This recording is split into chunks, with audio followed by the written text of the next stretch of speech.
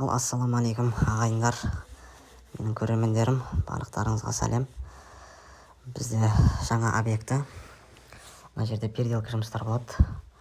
Навесті созамыз біріншіден, одан терраса қосылған. Осы террасаның сыртын ар жағындағыдай травертимен жеткіземіз толық.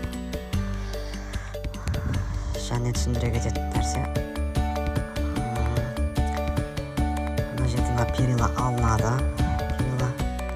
Мына жер главный ход болады. Главный ход осы жерде болады. Мына жерде теплый пол жүргіземіз және кафель болады. Сосын мына терезе сол жаққа ауысады.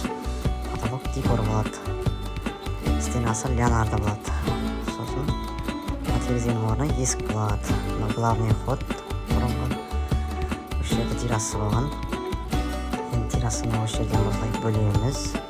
Сол жағы душевой болады, оң жағы пеш бөлме болады топқа.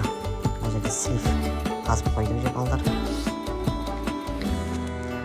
Сосын сіздермен тағы да бөлісетін нәрсе, жақсы проектім бар осы жерде топкіде. Оны алдағы уақытта салатын боламын. Ауылда тұратын кісілерге әсіресе өте тиімді деп ойлаймын. Заманауи пеш қоятын боламыз және қолдан жасаймыз барлығын.